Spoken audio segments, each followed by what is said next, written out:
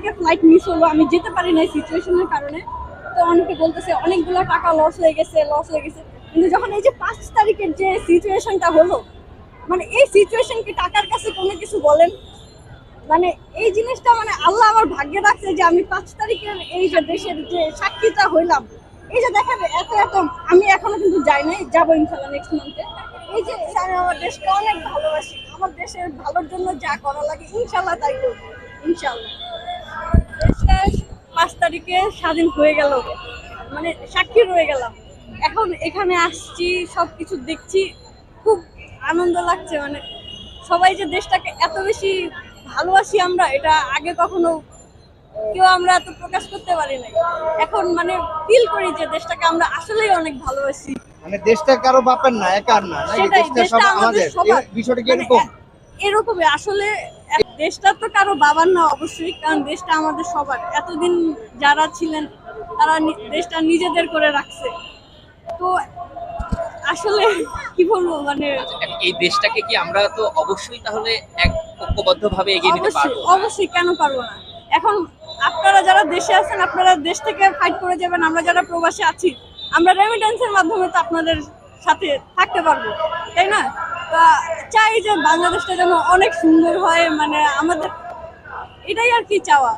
এক পাশে থাকবেন আপনারা অবশ্যই, প্রবাসীরা, কিন্তু আমাদের কেন এখন থাকবো শক্তি না? অস্ত্র। অবশ্যই থাকবো, অবশ্যই। কি প্ল্যান আছে আপনার এই দেশকে নিয়ে? মানে যেভাবে দেশকে আগায় নেওয়া যায়, দেশকে আগায় নেওয়ার জন্য যা যা করা দরকার, যতটুকু হেল্প করা যায় অবশ্যই ততটুকু হেল্প অবশ্যই করব। কারণ আমরা যদি না আগাই তাহলে কারা আগাবে বলেন? আমাদেরই তো দেশ। এখন দেশটাকে দুর্নীতি মুক্ত করতে হবে, সব কিছু অনেক সুন্দরভাবে করতে হবে, এটাই। প্রবাসী থেকে দেশ নিয়ে কতটা ভাবেন বা কতটা মায়া লাগে? আসলে অনেকগুলো প্রবাসে থেকে আগে যেমন আগে মানুষ যখন প্রবাসে যায়, মানে দেশের উপর বিরক্ত হয়ে কিন্তু মানুষ যায়। কিন্তু এখন দেখেন মানে দেশটার উপর না একটা মায়া হয়ে গেছে। এই যে ধরেন যে আন্দোলনে ফিজিক্যালি পার্টিসিপেট করতে পারি না, কারণ যতটুকু পার্টিসিপেট করা যায়, ফাইন্যান্সিয়ালি হেল্প করা যায়, বা স্টুডেন্টরা যারা ছিল তাদেরকে খাবার দাবারের মাধ্যমে হেল্প করে আর কি পাশে থাকতে পারছি। ফেসবুকে আগে তো ফেসবুকে পোস্ট দিলে তো অনেক ভয় পাওয়া লাগতো, এখন তো ভয় পাওয়া লাগে না, এখন তো স্বাধীন। এখন যা মন চায় তাই লিখতে পারি, বলতে পারি, এই আর কি। আপনি প্রবাসী হয়ে বন্যার্থীদের জন্য প্রবাসীর ক্ষেত্রে আবেদন জানান যে আপনারা সবাই একটু আগে আসেন। আপনারা যারা আছেন বাহিরে, সবাই প্লিজ দেশের জন্য বেশি বেশি করে টাকা পাঠান, দেশের জন্য বেশি বেশি করে টাকা পাঠান। আমাদের দেশটাকে আরো অনেক সুন্দর করতে হবে। আমাদের সবার সহযোগিতার মাধ্যমেই আমাদের দেশ সুন্দর হবে। এই তো।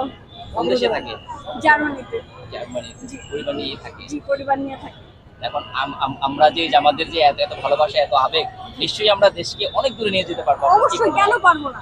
সবাই অবশ্যই পারবো। সবাই যদি হেল্প করি, আমরা সবাই যদি একতা হই, কেউ আমাদেরকে ব্রেক করতে পারবে না, ইনশাআল্লাহ। Thank you. কি নাম আপনার? মুমতাহিনা। Thank you. খাচ্ছিলাম বন্যার ভিডিওগুলা, বাচ্চাদের ভিডিওগুলা, যে দেখো বাবা তুমি ভালো আছো, দেখো বাচ্চাগুলো ভালো নাই। তো আমাদের তো, তোমার তো অনেক কাপড় আছে, তুমি কি চাও বাচ্চাদেরকে দিতে? বলে যে হ্যাঁ।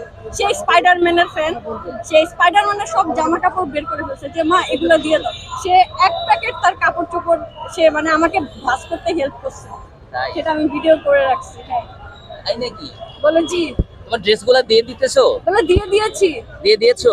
কি কি দিয়েছো? কি কি ড্রেস ছিল ওখানে? বলে স্পাইডার ছিল। দিয়ে দিছো? তোমার মতো বাচ্চা যারা তারা পড়বে, তোমার ভাল লাগবে এটা? না, বলে জি। অনেক ভাল লাগবে না? খুব কষ্ট পাচ্ছে তারা, না? বাচ্চারা কষ্ট পাচ্ছে, এটা দেখে তোমার খারাপ লাগতেছিল? বলে জি। কেমন লাগতেছিল? বলো অনেক কষ্ট লাগছিল। জোরে বলো, মাইকে বলো। বলে কষ্ট লেগেছিল। এখন ভাল লাগছে একটু যে তুমি হেল্প করতে পারছো? বলে জি। বলে আল্লাহ আমাদের দেশকে ভালো রাখুন। জোরে বলো।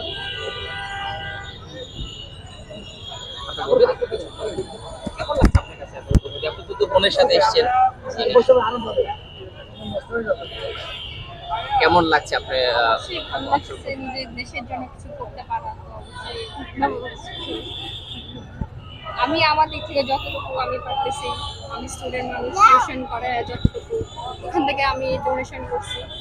একটু যদি দেশের কাজে লাগে, অনেকে তো ফিজিক্যালি হেল্প করতেছে, আমি হয়তো বা সেটা করতে পারতেছি না, বাট যতটুকু আমার নিজের দিক থেকে আমি পারছি আমি চেষ্টা করছি। তো এর মানে আমরা সম্মিলিতভাবে সবাই মিলে যদি কাজ করি দেশের জন্য, তাহলে এই দেশকে আমরা নিশ্চয়ই অনেক উপরে নিয়ে যেতে পারবো। অবশ্যই, কেন পারবো না? আমরা সবাই যদি একত্রিত হই তাহলে তো অবশ্যই আমরা আমাদের দেশকে অনেক দূর নিয়ে যেতে পারবো। আর আমাদের দেশটা আরো অনেক সুন্দর হতে পারবে, হবে, অবশ্যই হবে ইনশাআল্লাহ।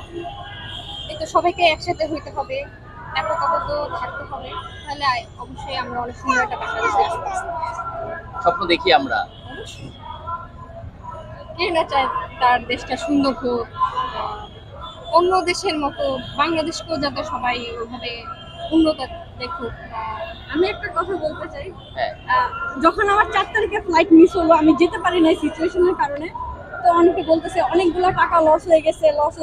কিন্তু যখন এই যে 5 তারিখের যে সিচুয়েশনটা হলো, মানে এই সিচুয়েশন কি টাকার কাছে কোনো কিছু বলেন?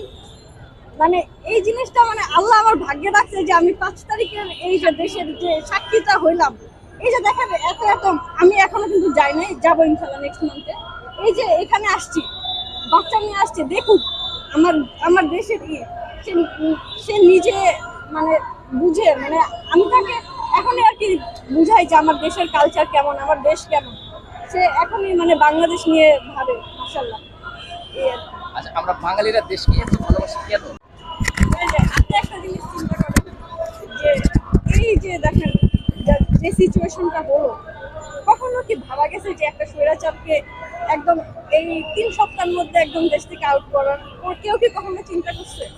কেউ তো আমরা চিন্তা করি না। দেখেন সবার সম্মিলিত চেষ্টায় যে যেভাবে পারছে সবাই কিন্তু হেল্প করে, কিন্তু এই যে আজকে এই যে আমি যে কথা বলতে পারতেছি মন খুলে, এই ওদের কারণে। আর আমাদের যারা ছাত্র ভাই বোন আছে, আমাদের যে সাধারণ জনতা, সবাইকে অনেক অনেক ধন্যবাদ। তাদের কারণে আজকে মন খুলে কথা বলতে পারতেছে, তাদের কারণে এখন চিৎকার করে বলতে পারতেছে আমি আমার দেশকে অনেক ভালোবাসি। আমার দেশের ভালোর জন্য যা করা লাগে ইনশাল্লাহ তাই করবো, ইনশাল্লাহ।